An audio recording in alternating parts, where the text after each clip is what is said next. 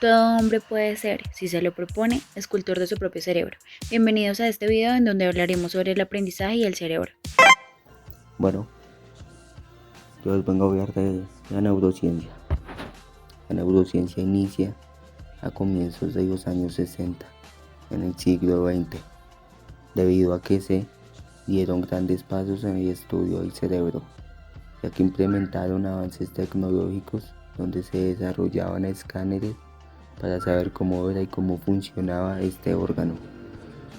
Las investigaciones también se enfocaron en la cognición humana, como el aprendizaje, la memoria y la percepción. Los investigadores han entrado en un debate para saber cuál es el desafío más grande del cerebro. El primero es saber cómo se crean los pensamientos que originan la toma de decisiones, que genera acciones. El segundo es comprender de manera eficaz las funciones normales del cerebro para atender los desórdenes cerebrales que tienen impacto en la sociedad. El tercero es desarrollar métodos que mantengan la integridad física y funcional de las neuronas. El cuarto es hallar sustancias que permitan la regeneración de neuronas dañadas. ¿Qué es el cerebro y cómo está constituido? El cerebro es la parte superior y más voluminosa del encéfalo. Este está constituido por una masa de tejido nervioso que se ocupa de las funciones cognitivas y emotivas y del control de las actividades vitales como los movimientos, el sueño, el hambre, etc. El cerebro humano, como dato curioso, pesa alrededor de 1,400 kilogramos y este está constituido por dos hemisferios separados longitudinalmente por una gran cisura. También, en la parte central del sistema nervioso de los vertebrados, este está encerrado y protegida en la cavidad craneal y es formada por el cerebro propiamente dicho, el cerebelo y el bulbo raquídeo. ¿Cómo está constituido el cerebro? Las tres principales componentes del cerebro son el encéfalo, el cerebelo y el tallo cerebral. Este es el encéfalo.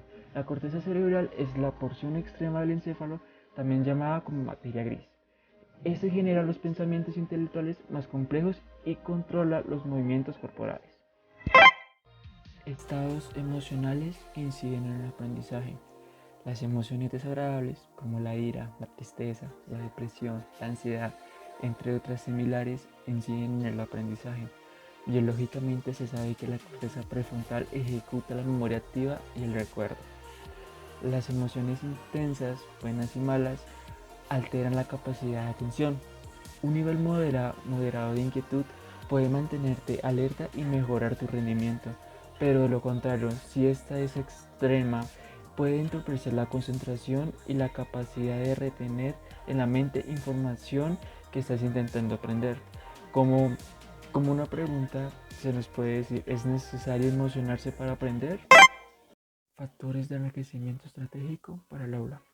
Esto nos dice, los estudiantes al estar en clase tienden a cansarse o aburrirse y cuando ellos tienen una actitud negativa, por el contrario, no aprenden. Esto quiere decir que cuando la sinapsis libera cantidades de serotonina y dopamina, el mensaje se transmite mucho más rápido. Pero esto de lo contrario, al estar aburridos no liberan estas sustancias y para que la sinapsis haga esto es necesario que el cerebro esté en estimulación.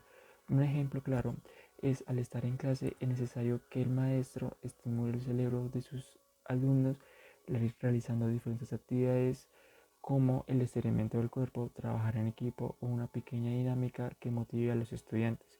El cerebro de un estudiante se puede estimular de diferentes formas y la ciencia nos brinda muchas. Una de estas es eliminar la amenaza y el estrés.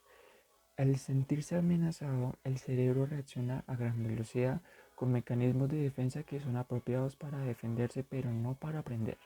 Es por ello que para reducir la amenaza y el estrés, los docentes deben enseñar a planificar y a distribuir bien su tiempo, además de realizar distintas actividades como técnicas de respiración y celebraciones. Otra de estas es estimular el proceso lector-escritural. Este proceso nos quiere decir que permite que los alumnos analicen y por ende faciliten las actividades mentales. Es por ello que el maestro debe realizar lecturas dentro de la clase con pequeños cuestionarios preelaborados que le permitan al estudiante activar su mente al pensar o recordar. Ahora hablaremos de neuroplasticidad. Para esto es importante tener en cuenta que el cerebro es un órgano en el que se producen cambios constantemente.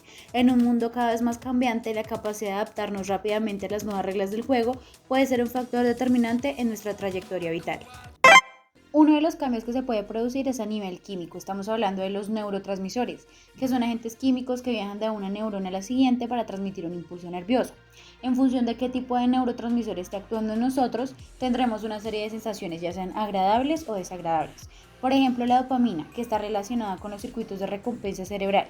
Todo aquello que me motiva o alegra libera dopamina en mi cerebro y hace que me sienta bien. El segundo tipo de cambio que se puede producir es la sinapsis. Aquí estamos hablando de las conexiones neuronales. Nuestras neuronas tienen unas estructuras en forma de ramificaciones llamadas dendritas. Estas se unen con otras neuronas y cuando esto ocurre se generan nuevos circuitos que antes no existían en el cerebro y que nos permiten la adquisición de nuevas habilidades. Con la práctica de dicha actividad que era antes nueva para mí, se afianzará dicho circuito neuronal y así el cambio es mucho más estable en nuestro cerebro. Por último, hablamos de la neurogénesis, que hace referencia a la generación de nuevas neuronas. Al día de hoy, los científicos saben que en el cerebro hay dos zonas en las cuales se está generando constantemente nuevas neuronas. Es cierto que por regla general el tejido nervioso no se regenera, pero hay dos zonas que están en constante regeneración y estas son el bulbo olfatorio, relacionado con la percepción de los olores, puesto que es el sentido más predominante en los mamíferos, y el hipocampo, que está relacionado con la percepción del espacio y la afianzación de la memoria. La neuroplasticidad es la base de la memoria y del aprendizaje. Da respuestas a agentes estresantes tanto internos como externos e incluso a la reparación de lesiones en el sistema nervioso, que le permite al cerebro moldearse y responder a cambios que requieren de nuestra capacidad intelectual e innovación para resolver problemas. Es decir, nos otorga esa ventaja adaptativa. La evolución selecciona a los individuos con mayor neuroplasticidad porque son los que mejor se adaptan a los cambios y sobreviven. Deterioro cognitivo. Para esto vamos a relacionar esta palabra cognición con el conocimiento. Entonces entendemos así que el deterioro cognitivo es ese déficit de memoria, lenguaje, atención y cálculo en el que influyen factores biológicos, psicológicos y sociales. Cuando nosotros creamos conexiones nuevas, lo que hacemos es ganar algo que se conoce como reserva neuronal, que nos protege del deterioro cognitivo que se manifiesta debido al envejecimiento normal y en casos como la demencia. Mejorando nuestra neuroplasticidad conseguimos frenar esa curva degenerativa y retrasamos ese proceso de regeneración cerebral. Ahora bien, ¿cómo podemos mejorar la neuroplasticidad? Es importante mencionar que a nivel cerebral, cuando se genera un gran número de conexiones, aquellas células que no se utilizan literalmente se desechan. Es por esto tan importante la implementación de cambios en nuestra cotidianidad. Cambios como la realización de actividad física o la estimulación intelectual, que incluyen actividades como leer, escuchar información nueva o conocer gente nueva. El no emplear la mano dominante y en su lugar usar la otra para la realización de actividades de nuestro diario vivir, como cepillarnos y comer. Es muy habitual que en nuestro hogar cada miembro de la familia tenga asignado un sitio en la mesa, y cambiar de sitio es muy estimulante para el cerebro porque hace que cambiemos la dirección de la vista y esto conlleva la estimulación de distintas partes del cerebro. En conclusión, es sumamente importante acceder a novedades. En este punto entendemos que todo es aprendizaje, es una constante a lo largo de la vida y se puede potenciar con algunas técnicas. Héctor Ruiz, que es un experto en psicología cognitiva y el autor de Aprendiendo a Aprender, explica que existen diversas técnicas avaladas por la psicología que ayudan a que el aprendizaje sea duradero y profundo, y que si se aplican correctamente pueden hacer desaparecer las diferencias innatas. Menciona que toda habilidad tiene sus técnicas y conociéndolas cualquiera puede sacar el máximo potencial de sus capacidades. Así que la mejor forma de aprender es usar métodos que nos lleven a practicar la evocación, es decir, acceder a nuestros conocimientos para comprobar que hemos aprendido, ya que si nos saltamos este paso en el estudio, nada nos asegura contar con dicho conocimiento a la hora de emplearlo. El cerebro es un órgano inmarcesible, capaz de lograr cosas increíbles, así que los invito a ejercitarlo.